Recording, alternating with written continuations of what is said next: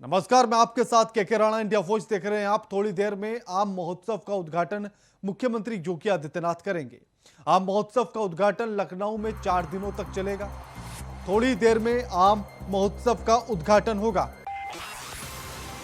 बड़ी खबर आपकी टीवी स्क्रीन पर। सीएम योगी करेंगे आम महोत्सव का उद्घाटन। लखनऊ में 4 दिन तक ये महोत्सव चलेगा। यूपी मैंगो बुक भी लॉन्च की जाएगी। आम के तरह तरह के लगेंगे व्यंजन के स्टॉल। वैसे लगभग 5 बजे के आसपास का समय है इस महोत्सव के उद्घाटन का। मैंगो बुक भी लॉन्च की जाएगी।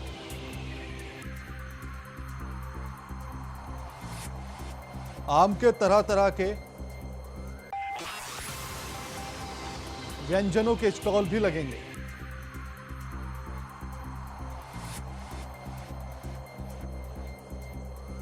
सीएम योगी करेंगे आम महोत्सव का उद्घाटन।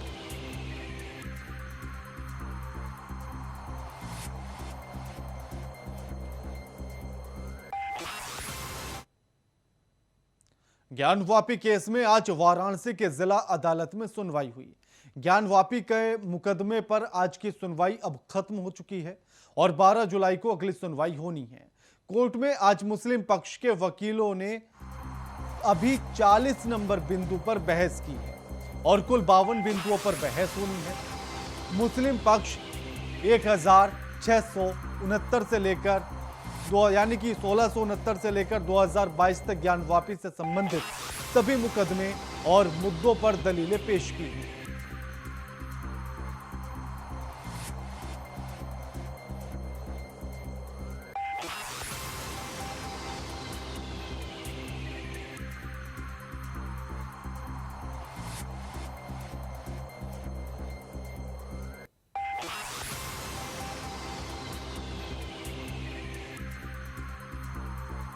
बड़ी खबर आपकी टीवी स्क्रीन पर। ज्ञानवापी को लेकर आज सुनवाई थी और अब ये सुनवाई अगली सुनवाई यानी कि 12 जुलाई को होगी। ज्ञानवापी मामले में आज की सुनवाई हुई और जिसमें 40 नंबर बिंदु पर चर्चा की गई। उसका पक्ष मुस्लिम पक्ष के वकील ने रखा है।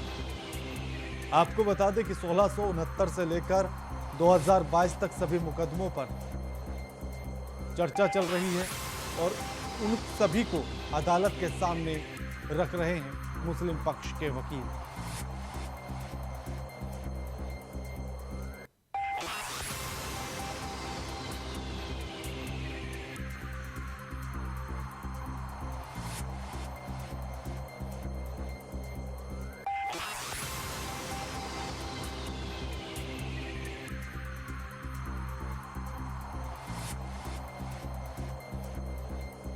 बारह जुलाई को अगली सुनवाई होगी।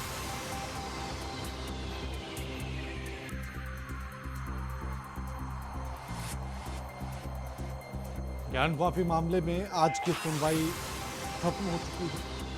मुस्लिम पक्ष ने आज अपनी बात रखी है। 40 नंबर बिंदु पर चर्चा की गई। कुल 51 बिंदुओं पर मुस्लिम पक्ष अपनी बात रखेंगे और जिनमें से अभी केवल 40 नंबर तक ही चर्चा हो सकी है। अभी 11 बिंदु और बचे हैं।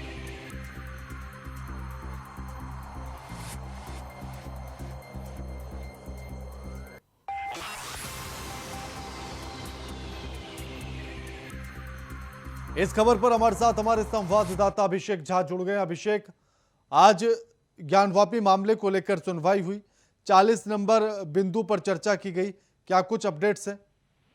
देखिए, आज तकरीबन 1.25 घंटे सुनवाई चली है और 1.25 घंटे सुनवाई के बाद मुस्लिम पक्ष की ओर से जो दलील दी गई थी कि जो ये केस किया गया है, इस केस को खारिज किया जाना चाहिए या ये केस सस्टेन नहीं करता है वैधानिकता के स्तर पे, और 7/11 के तहत ये आवेदन दिया गया था सुप्रीम कोर्ट में। और सुप्रीम कोर्ट के आदेश के बाद जिला जज इसकी सुनवाई कर रहे हैं। 84 कार्यदिवसों के बीच में इस केस का फैसला होना है और इसी के फैसले के आधार पर जो अन्य मामले हैं उनका भी भविष्य तय होगा। आज कुल करीबन 52 बिंदु ऐसे हैं जिन बिंदुओं पर मुस्लिम पक्ष ने अपना पक्ष रखा है और जिसमें से 51 बिंदुओं पर उन्होंने अपनी जीरा पूरी कर ली है और इनके जिन्हें पूरी करने के बाद हिंदू पक्ष अपना पक्ष रखेगा और उसको काउंटर करेगा, उसके बाद फैसला आएगा। 52 बिंदुओं की अगर बात करें तो महत्वपूर्ण रूप से जो मुस्लिम पक्ष की ओर से कहा जा रहा है, जिसमें 1935 के दीन मोहम्मद के केस का हवाला देकर के ये बताया जा रहा है कि ये जो पूरी प्रॉपर्टी है और इसका जो पूरा नेचर है वो ऑलरेडी वक्फ बोर्ड के पास है, और उसका जो रिलीजियस कैरेक्टर है वो मुस्लिम पक्ष के हिसाब से है, वो मस्जिद का स्वरूप है, उसको मस्जिद माना है 1935 के अदालती फैसले में। इसीलिए ये मामला कहीं से भी सस्टेन नहीं करता है। तो इन तमाम चीजों को, जितने भी तकनीकी पहलू हैं, चाहे वो निर्माण संबंधी हो या वहाँ के रिलीजियस कैरेक्टर को लेकर के हो, इन तमाम बिंदुओं पर मुस्लिम पक्ष की ओर से तमाम दलीलें दी गई हैं और 52 में से 51 बिंदुओं पर उन्होंने अपना पक्ष रख दिया है। अब इसके बाद हिंदू पक्ष उन तमाम बिंदुओं को सिलसिलेवार तरीके से खारिज करेगा या जिन्हें करके उसको जो है क्रॉस करने की कोशिश करेगा, उसके बाद फैसला आएगा। और अगली जो तारीख मुकर्रर की गई है आज, वो 12 जुलाई को की गई है। अब 12 जुलाई को उम्मीद की जानी चाहिए कि हिंदू पक्ष की ओर से भी ये जो तमाम 52 बिंदु रेज किए गए हैं, इस केस की सस्टेनेबिलिटी को लेकर के, इस केस की वैधानिकता को लेकर के उस पर अपने वो पक्ष रखेगा, क्योंकि हिंदू पक्ष लगातार ये कहता आया है कि ये धार्मिक चरित्र निर्धारण का मामला है, ना कि धार्मिक चरित्र को बदलने का मामला है। और इसी महत्वपूर्ण बिंदु पर मामला सुप्रीम कोर्ट तक गया था, क्योंकि एक जो अदालती फैसला था मई महीने में, हमें याद होगा कि ज्ञानवापी मस्जिद के पूरे परिसर का सर्वे का आदेश दिया गया था। बड़े आनंद फानन में 5 दिनों में वो सर्वे का काम पूरा कराया गया, जिसमें फिर वो वजू खाने में शिवलिंग के निकलने की बात कही गई और जिसके बाद वजू खाने को सील किया गया। और उसी मामले को लेकर के सुप्रीम कोर्ट अंजुमन इंतजामिया कमेटी पहुंचा था और जिसके आधार पे सुप्रीम कोर्ट के जज ने जिला जज को आदेश किया था कि ये केस सस्टेनेबल है या नहीं है, इसकी सुनवाई सबसे पहले होगी और उसी पर सुनवाई चल रही है। आज बहस का ये तकरीबन कार्य दिवस की अगर बात की जाए तो ये 6वीं सुनवाई थी इस मामले को लेकर के, और अभी तक मुस्लिम पक्ष की ओर से ही तमाम जो उनके पहलू हैं या उनके जो दलील है वो पूरी नहीं हो पाई है। अगली तारीख जो 12 जुलाई है, 12 जुलाई को वो अपनी फाइनल सबमिशन देंगे, उसके बाद हिंदू पक्ष अपनी दलील रखेगा। जी अभिषेक, जिस तरह से बताया जा रहा है कि 1669 से लेकर 2022 तक जितने भी मुकदमे रहे हैं ज्ञानवापी को लेकर, उन सभी को रख रहा है कोर्ट के सामने मुस्लिम पक्ष, उन पर चर्चा की जाएगी।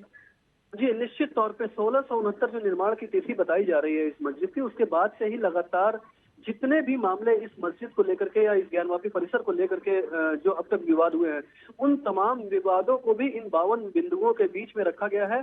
और कहीं ना कहीं एक तकनीकी आधार या एक संवैधानिक आधार, चाहे वो आजादी के पहले का हो या आजादी के बाद का हो। जैसे आजादी के पहले 1935 का एक प्रमुख फैसला आया था जो जिसने वक्फ बोर्ड की प्रॉपर्टी माना था। उस समय अंग्रेजों का शासन हुआ करता था और आगरा में उसका न्यायालय चलता था। उसके बाद जो 1991 में धार्मिक उपासना कानून जो आया, धार्मिक स्थल उपासना कानून 1991 का कानून, उसका भी हवाला दिया जा रहा है। और इन तमाम चीजों को समाहित करके 52 बिंदुओं के अंदर में मुस्लिम पक्ष ने अपनी दलीलें रखी हैं और इन सबको सिलसिलेवार तरीके से जो अगली बारी आएगी वो हिंदू पक्ष की ओर से जो तमाम जो राखी सिंह वर्सेस अन्य का जो मामला है, जो राखी सिंह का मामला देख रहे हैं। शुक्रिया अभिषेक आपका हमारे साथ तमाम बातचीत करने के लिए और जानकारी साझा करने के लिए।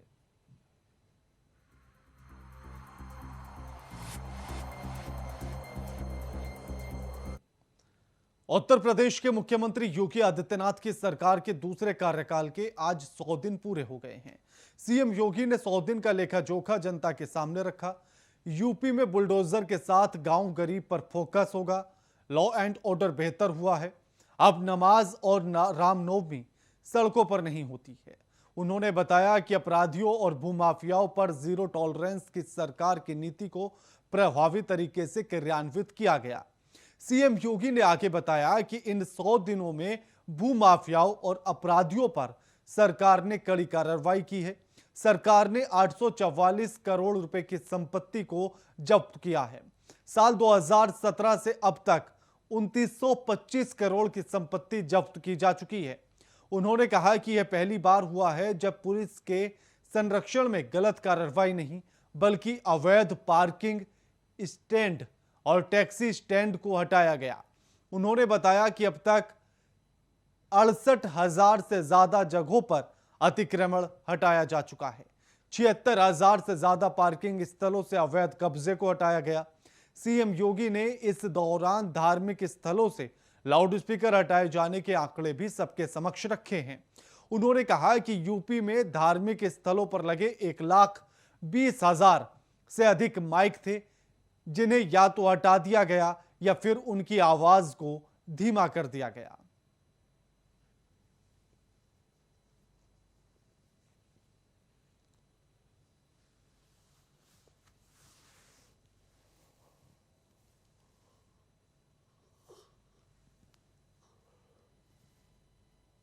में प्रदेश में संपन्न हुए विधानसभा चुनाव में भारतीय जनता पार्टी गठबंधन को प्रचंड बहुमत देकर के जिस उद्देश्य से अपना आशीर्वाद दिया था, जीत का वह सिलसिला जन विश्वास का प्रतीक तो था ही, वह निरंतर नित नए प्रतिमान स्थापित कर रहा है। प्रदेश सरकार ने इसकी अपनी एक policy Uttar Pradesh data centre नीति भी प्रदेश के अंदर लागू की और इसमें प्रदेश को 4 नए डाटा सेंटर स्थापित करने, आज डिजिटल इंडिया के युग में डाटा के अपने महत्व हैं और उस महत्व को ध्यान में रख करके 4 नए डाटा सेंटर जिनकी लागत 15,950 करोड़ रुपए से अधिक की है और जिनमें लगभग 4,000 से अधिक नौजवानों को डायरेक्ट रोजगार मिलने की संभावना है, यह भी हम लोगों ने इस दौरान इसे पूरा किया। अपराध और अपराधियों के प्रति जीरो टॉलरेंस की सरकार की नीति प्रभावी ढंग से प्रदेश के अंदर क्रियान्वित हुई और इन 100 दिनों में भी प्रदेश के अंदर हमारी सरकार ने 844 करोड़ रुपए की माफियाओं की और पेशेवर अपराधियों की संपत्ति को जब्त करके अपनी उस प्रतिबद्धता को एक बार फिर से सबके सामने प्रस्तुत किया। दिन में एनकाउंटर के आंकड़े उन्होंने दिए। 25 मार्च 2022 से 1 जुलाई 2022 तक गिरफ्तार अपराधी 1034, पुलिस मुठभेड़ में घायल बदमाश 425, पुलिस मुठभेड़ में मारे गए बदमाशों की संख्या 5, बदमाशों से मुठभेड़ में पुलिसकर्मी घायल हुए 68। जोन वाइज एनकाउंटर के आंकड़े मेरठ जोन में 193, बरेली जोन में 62, आगरा जोन में 55 ये एनकाउंटर किए गए हैं। लखनऊ जोन में 48, लखनऊ कमिश्नरी में 6 एनकाउंटर, वाराणसी जोन में 36,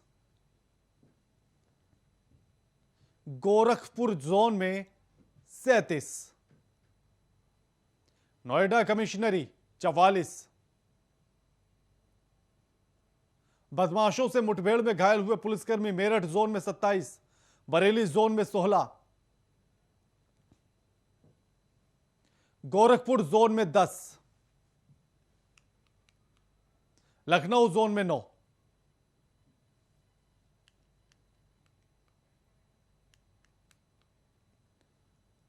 उत्तर प्रदेश में योगी सरकार 2 बनने के बाद मुख्यमंत्री योगी आदित्यनाथ पहली बार बुधवार को चित्रकूट के दौरे पर रहेंगे। चित्रकूट में मुख्यमंत्री योगी आदित्यनाथ वन महोत्सव कार्यक्रम का शुभारंभ करेंगे। वन महोत्सव कार्यक्रम मानिकपुर तहसील के सेहरिन गांव में होगा। वन महोत्सव के पहले दिन पूरे प्रदेश में 25 करोड़ पौधे लगाए जाएंगे। चित्रकूट से कार्यक्रम की शुरुआत कर मुख्यमंत्री योगी पूरे प्रदेश में पौधारोपण का संदेश देंगे। पौधारोपण की शुरुआत के बाद प्रशासन 10,000 पौधे लगाएगा और जनपद में करीब 69 लाख पौधे रोपित करने का लक्ष्य रखा गया है। वहीं मुख्यमंत्री योगी आदित्यनाथ पौधा रोपित कर एक जनसभा को संबोधित भी करेंगे।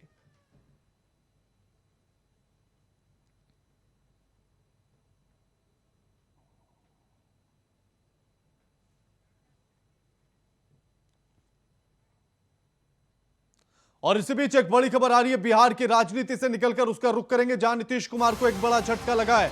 बिहार की राजनीति में एक बड़ी खबर और नीतीश कुमार को इसी के साथ एक बड़ा झटका। बड़ी खबर आपके टीवी स्क्रीन पर। केंद्रीय मंत्री आरसीपी सिंह बीजेपी में शामिल हो गए हैं। आज ही उनका राज्यसभा का कार्यकाल खत्म हो रहा है और आज वो बीजेपी में शामिल हो गए। लगातार ये खबरें निकलकर सामने आ रही थी कि दोनों के बीच नाराजगी चल रही थी, नीतीश कुमार और आरसीपी सिंह के बीच। जेडीयू ने राज्यसभा सांसद हैं आरसीपी सिंह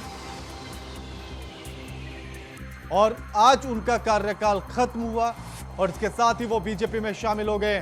साथ ही आपको बता दें कि आरसीपी सिंह को राज्यसभा का टिकट नहीं दिया था।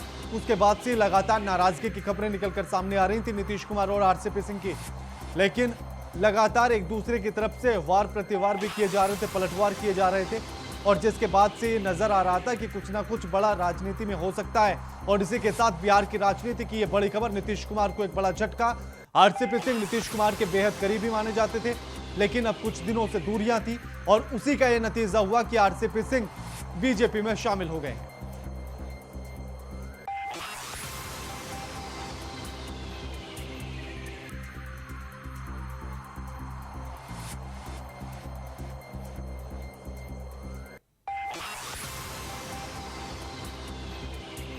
नीतीश कुमार और आरसीपी सिंह की दूरियां ही बनी हैं, आरसीपी सिंह और बीजेपी की नजदीकियां। हमारे साथ हमारे संवाददाता रजनी शर्मा जुड़ गई हैं।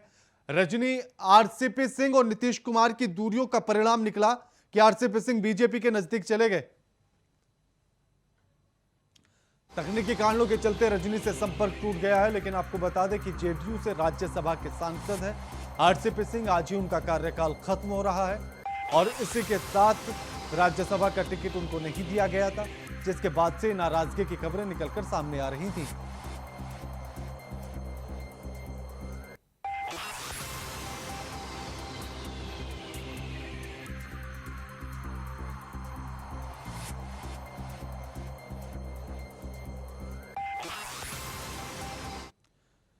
योगी सरकार के 100 दिन पूरे होने पर आज सीएम योगी ने लखनऊ स्थित लोक भवन में प्रेस कॉन्फ्रेंस करके सरकार की उपलब्धियां गिनवाई। तो वहीं प्रदेश का विपक्ष यानी कि समाजवादी पार्टी के राष्ट्रीय अध्यक्ष अखिलेश यादव ने ट्वीट कर सरकार पर हमला बोला। कहा कि उत्तर प्रदेश गोरख धंधे से बर्बाद हुआ है।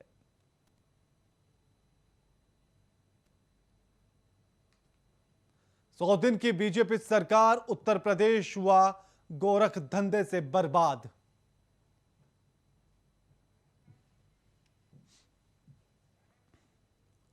मथुरा में लव जिहाद का मामला सामने आया है। आपको बता दें कि मथुरा के जमुना पार थाना इलाके के रहने वाले मौसिम कुरैशी नाम के युवक ने पड़ोस की रहने वाली 15 साल की नाबालिगा को बहला फुसलाकर अपने प्रेम जाल में फंसा लिया और 3 महीने तक उसे घर में कैद कर उसका मानसिक और शारीरिक शोषण किया।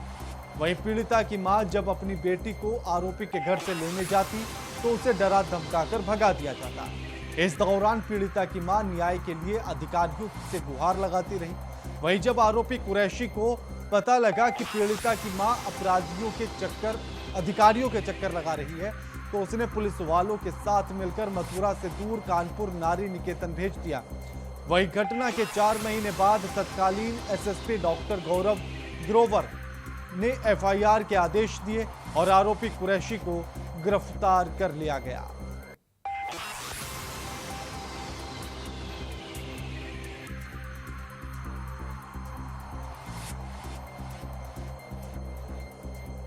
बेटी के साथ में बहुत गलत हुआ है।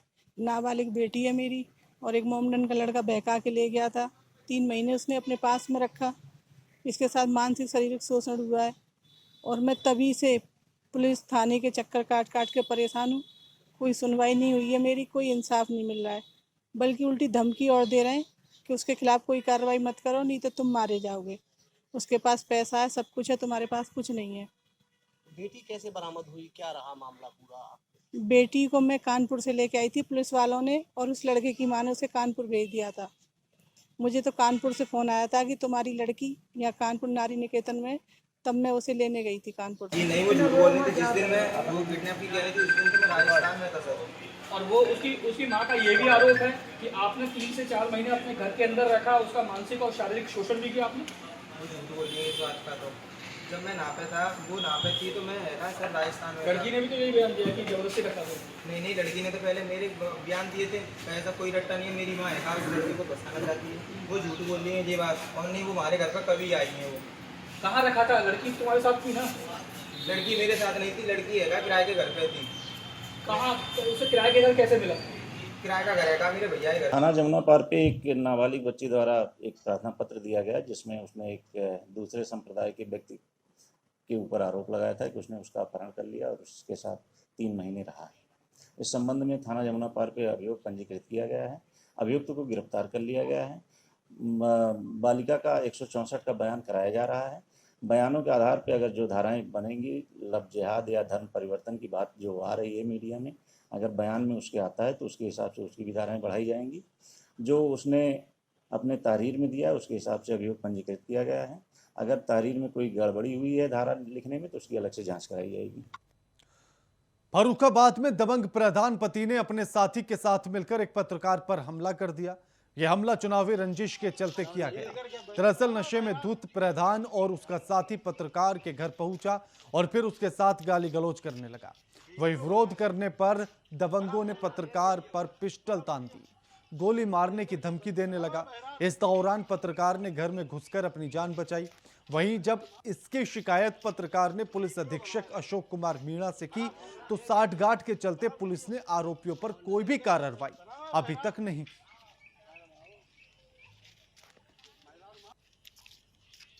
आज हम अपने घर के बाहर कुर्सी पर बैठे थे। उसी समय हमारे गांव के पूर्व प्रधान है 1 लाख, वो जो दबंग किस्म का है, दारू बहुत ज़्यादा पीता है। तो आज वो और उसका एक साथी वो अपने हाथ में पिस्टल लिए था और उसका साथी जो है अवैध तमंचा पकड़े था, आए और हमसे गाली गलौज करने लगे कि तू हमारे खिलाफ, तूने चुनाव लड़ा था और इस बार हम तुझे जान से मार देंगे ताकि तू चुनाव ना लड़ सके। और भी 5, 6, 7 अज्ञात साथी थे जिनको हम अगर सामने आए तो पहचान लेंगे। वो वहाँ से जो है धमकी दे रहे, तो उस समय फिर हम घर में घुसकर अपने जैसे तैसे जान बचाई। इसके बाद हमने पुलिस अधीक्षक फतेहगढ़ को भी फ़ोन से अवगत कराया, थाना अध्यक्ष शमशाबाद को फ़ोन किया। इसके बाद हल्का इंचार्ज राजेश गौतम मौके पर पहुंचे, तब मुझे घर से बाहर निकाला गया है। सहारनपुर के कस्बा गंगोह में महंगी गांव स्थित कस्तूरबा गांधी बालिका आवास विद्यालय की बड़ी लापरवाही सामने आई है। मिड डे मील की घटिया खाद्य सामग्री खाने से 15 बच्चों की तबीयत बिगड़ी है, जिनमें से 2 छात्राएं सहारनपुर के बाजोरिया अस्पताल हृदय रोग कक्ष में भर्ती कराई गई। वहीं कुछ छात्राएं पीजीआई पिलखनी रेफर कर दी गई।